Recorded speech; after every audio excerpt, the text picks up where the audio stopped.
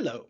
Today our guest is Katrien Buys, and we will be talking about cultural and digital transformation. Don't go away.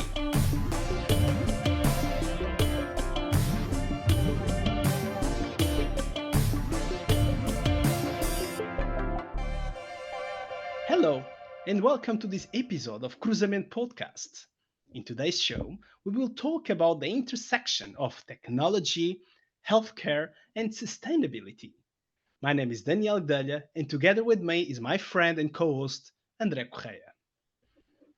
Hello and welcome to another show of CRUZAMENTO Podcast. Today we have with us Katrien Buys. Hello, Katrien. Very welcome to this show. Hello, André and Daniel. Thank you for the invitation. Thank you very much, Katrien. And we'll start with our very first question. And in just 30 seconds, who is Katrien Buys? Well, I'm Katrien. I identify myself as a woman, as a wife, as a mother, a friend, a colleague, and a very curious person. I'm married for many years to the most lovely man that supported and continues to support me in life.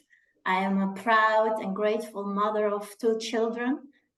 They teach me to stop and look at the beauty of the small moments. I aim to be a good friend to people that cross my path and trust me in giving them joy, comfort, or my honest opinion, and I expect from them the same thing. And finally, I love bridging the gap between my work at Ageas Portugal and impact organizations. I love to be innovative and to always find new ways to cooperate. It gives a great feeling to create value both for these organizations and for Ageas Portugal. And what can I share more? My favorite question that I ask regularly and most often is why? I believe it's the most powerful question to keep you on track and to ensure that you don't take anything for granted. Finally, I have the pleasure and the honor to work with my teams in strategy, innovation, and sustainability. I can work together for impact with our foundation. And I see my role as bringing people together, having good conversations, and creating a world of hope for as many people as possible. Interesting, Katrien. And let me pick on the why question, which is indeed a very powerful question. And your work as well evolves around health, aging, and social exclusion. So maybe the angle of the why and what motivated you to focus on these specific areas, and how do you see them interconnected with healthcare, technology, and sustainability? Very good question. Thank you for that. And I love to talk about it. We started with sustainability in Grupo Ageas Portugal, I think around 4 years ago. And we didn't want to do any window dressing. We wanted to have a systemic approach to open doors to social innovation and to create shared value for business and society. And with insurance as our main business, protecting people is part of our DNA. So given that we're one of the most impacted but also impactful sectors when it comes to social environmental challenges, that made a lot of sense, and there was a lot of excitement to work on that. And then there are two perspectives. From an internal perspective, we are concerned about the health and the well-being of our employees, the reduction of our own footprint, and to build an inclusive culture that respects and values the skills of our people. And to give an example, because I know the listeners like concrete examples as well, we have the Med at Work project. It's an initiative developed by our innovation teams and Medish with support of 16 partners from 5 countries. And it's a tool designed to detect and prevent early symptoms of mental health problems in the workplace. It's based on 2 applications. One of them is Healthy Roads, and it's an app that is connected to your computer camera. It transforms the image by machine learning mechanisms into insights of stress, burnout, and anxiety. So just an example. Then from the external perspective, what do we want to do as a business for society? We are indeed committed to health, to affordable solutions, to go into social procurement, to have responsible underwriting and asset management as a financial institutions, and also inclusion in the way we run business. And here again, an example is the symptom checker. So the symptom checker is a digital tool, again, introduced by Madish to help clients understand the causes of their symptoms. And this tool is based on an artificial intelligence algorithm. Another example on the aging is the integration of technology to support elderly clients, like the SOS button, the smart plug, the smartwatch. This is what we do as a business, as a corporate. We also have the privilege and the advantage to have a foundation. And in a foundation, it's all about additionality. So the group has all this knowledge about health and aging due to the nature of our business. There's a lot of technical, operational, and market know-how in our teams. There is also a lot of connections and networking, and that's a very privileged position to get things done, to foster innovation and impact. And it's there, for us, it makes more sense to go in those topics than in other topics like circular economy or plastic in the oceans that don't have this link with insurance. And to close, finally, social exclusion, the third problem we want to consider in our strategy. The examples that we walk the talk, and we're very proud, is that we have Café Joyeux, Criar, Semiar, Equal Food, and so on in our buildings and in our value chain. And it's not only about giving them opportunities, it's about learning from them. We learn each time more and more as we work with them, and this at the same time. So if the foundation works with them and bring them in the business can learn and understand, and it can trigger the development of new products and services for segments of the society that are traditionally excluded. To wrap up, and I don't want to shock anybody, but if we cannot only support the sick, the elderly, and the poor, but also make business out of them as Ageas or through impact investments in these social organizations through our foundations, we really believe we are on the right path to give them fair chances on a good life and build a good society. Katrien, you've mentioned their connections, networking, strategy, and values. All this is part of cultural, the company's, the corporate's culture. And cultural transformation within organizations can sometimes meet resistance and challenges as well. And recently, you've been part of this transformation project to merge kind of a well-known brand, AXA, into Ageas, which we would imagine that there was some cultural challenges to overcome. How did you overcome that potential pushback and ensure that there was a smooth transition end to end? Very nice question, as it was my entry tickets to Portugal, so it's where it all started for me. Within the vision of making Portugal the second home market for Ageas, extending our business in inorganic growth or acquisition like AXA made a lot of sense. And so transformation starts with a blueprint, how it may look like after integration. What are the synergies we can get out? Where do we need to put our attention and our focus to bring people, processes, systems all together? And I believe it needs a willingness to unfreeze before you can move forward. From two well-established organizations, call them two ice cubes that have been there for years, we wanted to become one fluid river that understands that it needs a dynamic and flexible attitude to face the future. Water has to find its way across waterfalls, across obstacles, but it's always getting to the sea. So what made us get there? I can name 3-4 things. The first one is to make people work together and install that cultural transformation. And this can be done through events for community building. We brought together the top leadership team of all the entities in the National Stadium of Lisbon.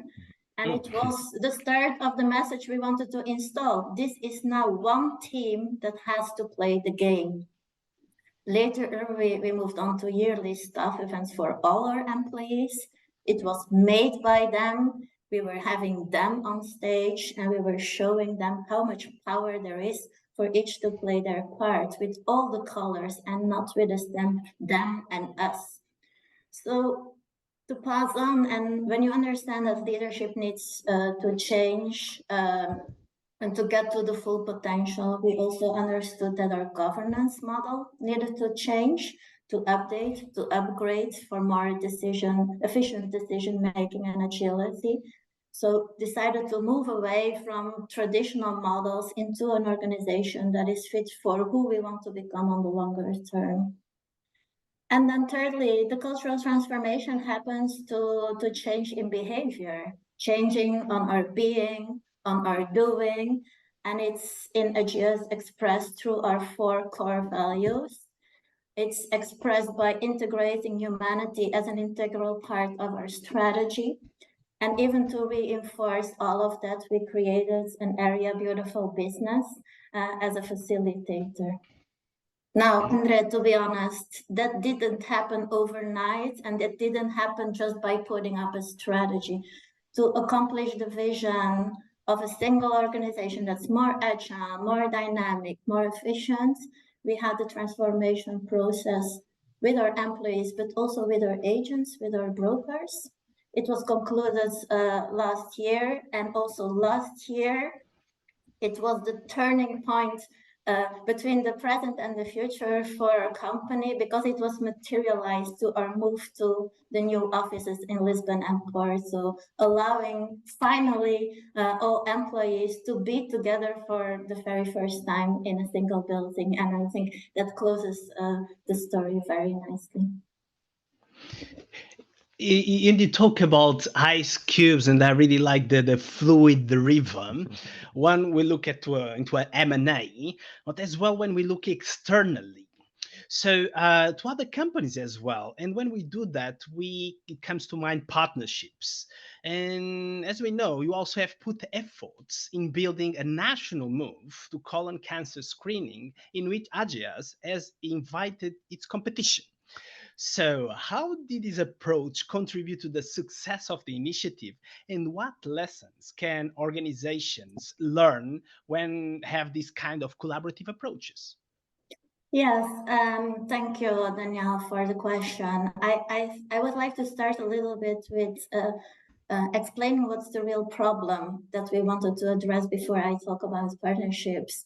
Because according to the International Agency for Research on Cancer, colorectal cancer in Portugal ranks first in the number of new cases diagnosed and second in the number of deaths.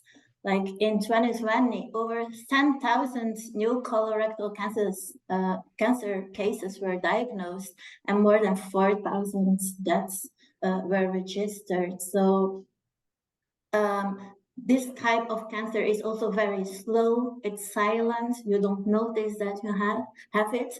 So timely screening is very important. And so we started our first screening campaign in 21.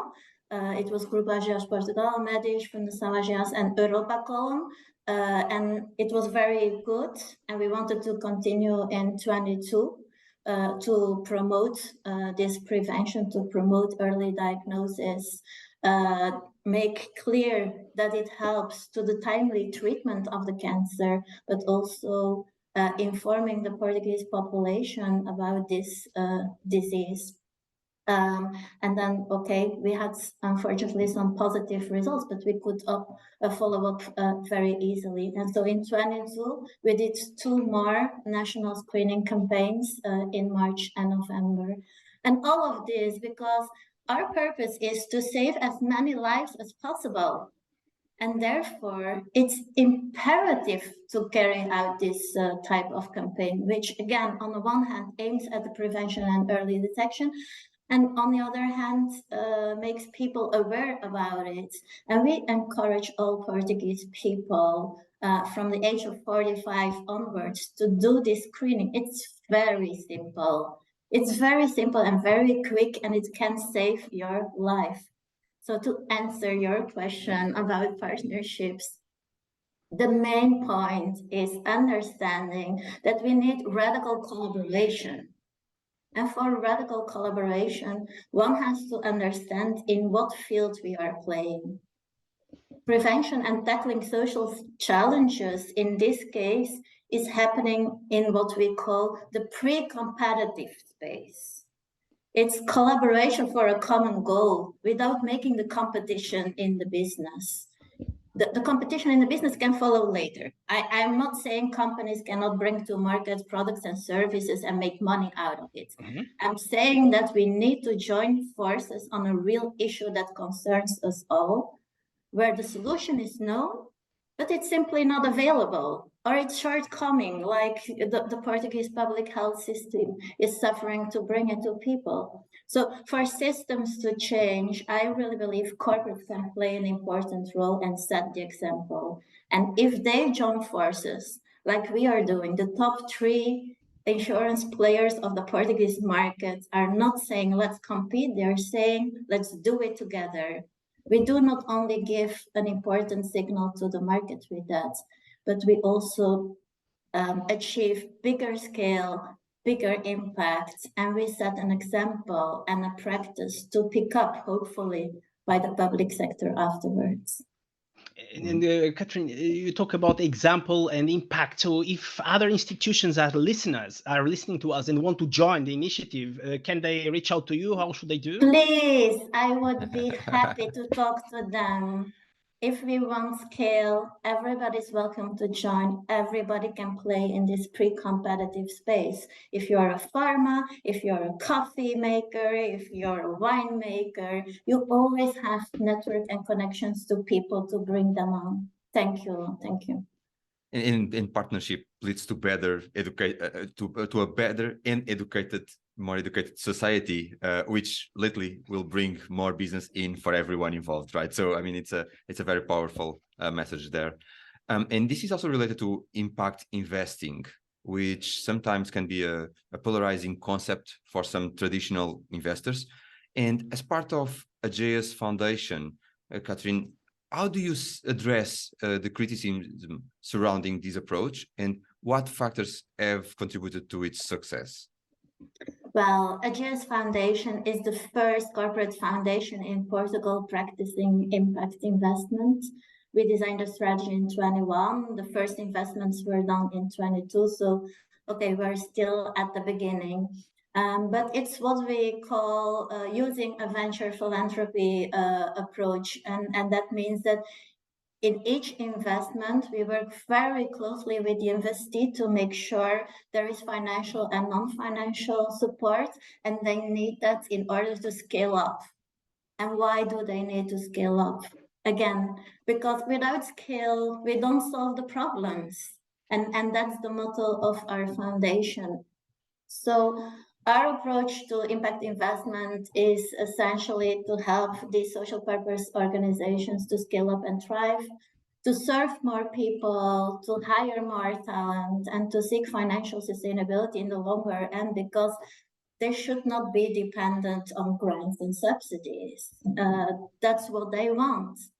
But I want to make one note here. It's not fit for everyone. Okay, the most important factor for successful investment practice is to understand the SPO, so the social organization, understand if this approach is suitable to their needs and their vision. Before each investment, we try to understand if we also have the non-financial tools to help them scale up. So that's why, yes, we do impact investment, but we also continue our grant making, because sometimes that's the best solution for the social organization in that moment. and impact investing, and one word that came to my mind is as well the innovation, right? It's a new way, a fresh way to look into things, and we know that innovation often involves the risk of failure. And Katrien, we would love to hear your thoughts. How do you view failure within the context of driving progress, and can you share any specific examples of how failure lead to valuable insights or breakthroughs in your experience? Yes, wonderful. For us at Ageas, I would say failure is an integral part of our innovation process. And viewing it positively within the context of driving progress is essential. It's essential for fostering creativity and advancement. So my take on is failure provides valuable learning opportunities. It can lead to insights and breakthroughs that might not have been possible otherwise. So embracing failure as a stepping stone rather than a setback allows individuals and organizations to share, to improve, and in the end achieve success. What we try to adopt is fail fast, fail cheap approach. So in our innovation process, we have different gates where everything is measured, tested, and validated. And so we can continue or stop. We can exit at any moment and avoid the high cost of failing in the very, very end. So failure might also indicate that you're ahead. You're ahead in regards what others can take. And so it learns to install attitudes of patience, of deep listening, of empathy with your stakeholders, and then understanding, okay, when it's the next best moment to be successful, what was missing in having the right condition to flourish, to fly. And I think sometimes it drives the setting from the ego, like I want to succeed in my innovation, to the ecosystem, like how can we all benefit from innovation and what are the conditions? So examples in Ageas Portugal, it's the evolution of our own innovation team. Actually, it comes from a string of failures that required correction as we were going in order to function properly. For example, we were struggling to find the best startups, and so we created our own venture capital fund and partnered with the best in business. We also launched our open innovation program with H-Farm, and then suddenly we received more than 200 applications per edition. And funny enough, we discovered that by focusing on outside startups, we were actually failing internally. We were not creating enough outlets for our human capital. So to address this, we launched Insight. It's an internal innovation program focusing exclusively on Ageas employees, and they can develop and pilot their business ideas, having the full support of the company. And here, Katrien, just a curiosity. So therefore, this is for internal employees, this program that you just described now. Interesting. Yes, okay. It is. It is. And you've mentioned earlier some in your examples some machine learning and AI tools that you are using. You are now talking about innovation, and this kind of brings us to the hot topic at the moment, right? The artificial intelligence and some people being replaced, and all these different conversations around the topic. So it's indeed, some people argue that the rapid advancements in technology might lead to job displacement and further social exclusion. So from your point of view, how do you address these concerns in the context of your work on sustainability and social inclusion? Yeah, of course, we're subject to exponential technology advancement and evolution, and that's a good thing. It helps us to be more efficient, to have more reach, to include more people, getting women to earn a livelihood, or students and children to get access to education, to find solutions for the challenges and the issues the world is facing. I mean, people always come up with examples, and I think it helps to move away from the blah, blah, blah and really get a deeper understanding. Like what did happen when Gutenberg created the printing press?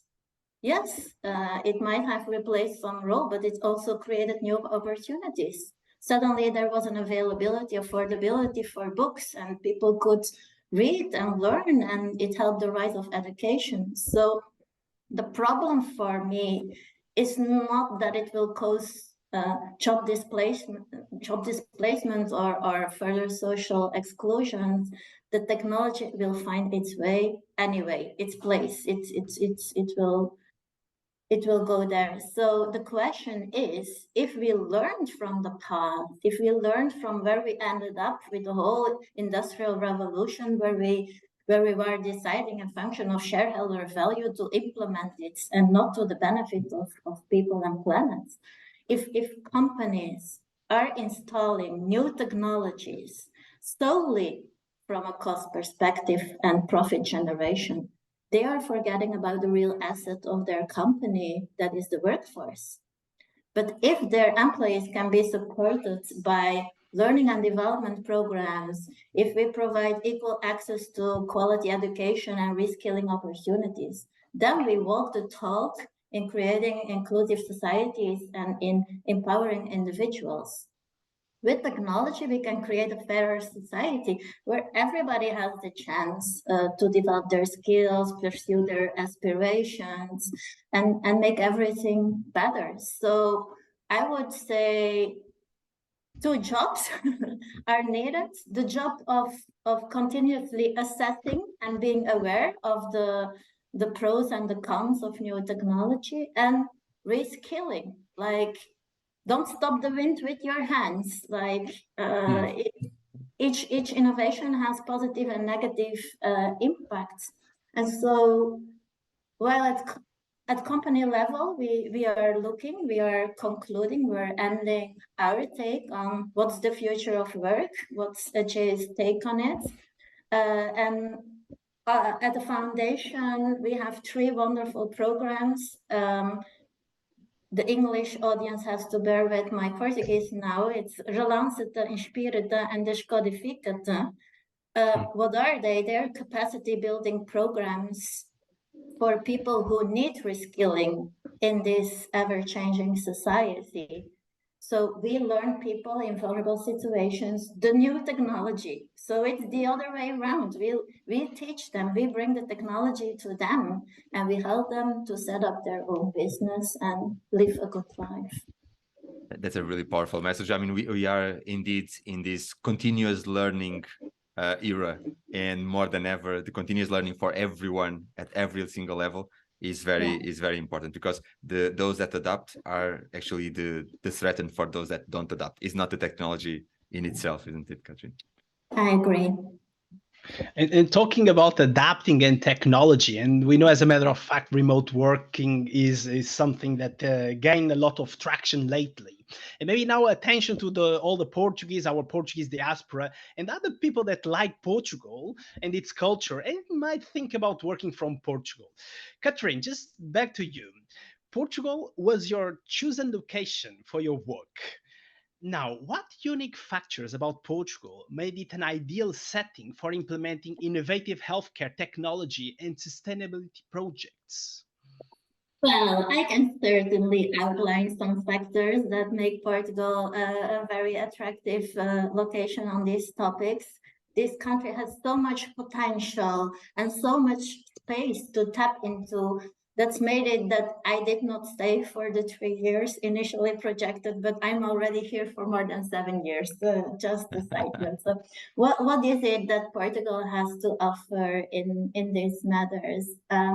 I will start with some serious stuff and then get to probably some more exciting ones. But I think it's important to also look into what the government has been doing, what policies are there. And Portugal has been actively promoting innovation and technology through various mechanisms and initiatives.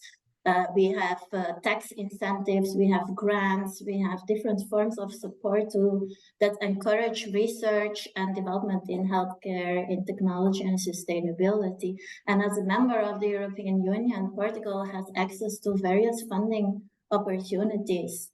And this financial support can be instrumental in driving innovation in the country. Next to that, so what is the government doing? I believe everybody is aware that Portugal has a very lively startup ecosystem, especially in cities like Lisbon and Porto.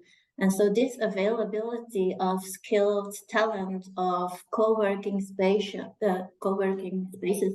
of networking events, and the biggest one might be Web Summits, but it fosters an environment for entrepreneurship and innovation. To get to the topics that are the themes of your podcast, the healthcare. Yeah, although the national health system is living times of deep crisis, Portugal luckily has a well-developed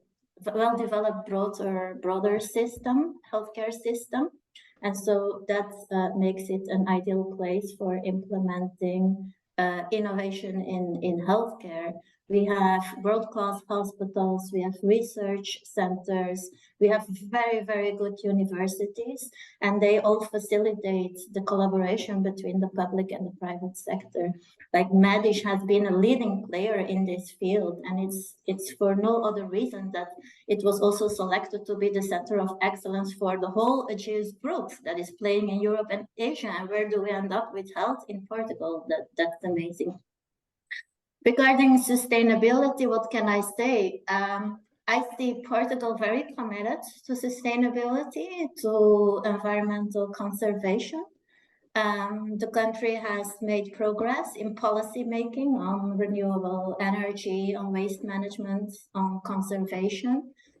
So that again provides an opportunity to implement and to test sustainable technologies, because we are far from saving the planet, as we all know. If I only look at the waste bins at the end of my street, I am ashamed and shocked about how Portuguese citizens do not care about it. And policy making is not solving it until there is a collective action and effective implementation throughout the whole community to respect people and planet. I'm sorry, I had to make this note. So what can I also do? And through my work in Ageas Portugal, we want to pioneer sustainability. And it's extremely exciting to see how our external stakeholders have been appreciative about our achievements. And they are encouraging us to achieve our ambitions on the longer term. It's wonderful to find partners like Mace Impact, to be involved in programs like Triggers, to count on external advisors. Again, partnerships, having people that walk the path with you to help us doing the good work and to be a force for good, as stated by the Be for Good Leaders community of which we are members. So I want to stress the collective action in finding good partners to really achieve things that matters. And to close the list, my favorites: Portugal, high quality of life, moderate cost of living, pleasant climate, where even when there is no sun, there is a lot of light. And on top of that, Portugal has a rich cultural diversity, a very rich history, and that creates a very, very fertile ground for radical collaboration, for fresh perspectives, for which a curious person like me, I like it. I want to bring people together and have fun. It's the perfect cocktail. So Portugal welcomes you. And with that magnificent cocktail, Katrien, we'll come to a close of this episode. It was a really great talk. Thank you very much for sharing the insights and your opinions. We'd like to thank you as well for your time and availability to be here with us today.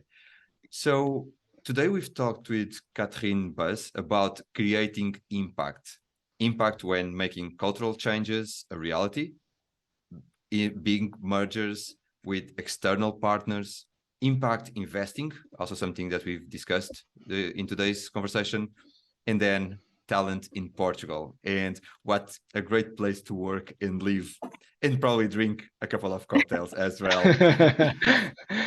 The very last question, Katrien, in case our audience wants to know more about you or follow your activity, where can they find you online?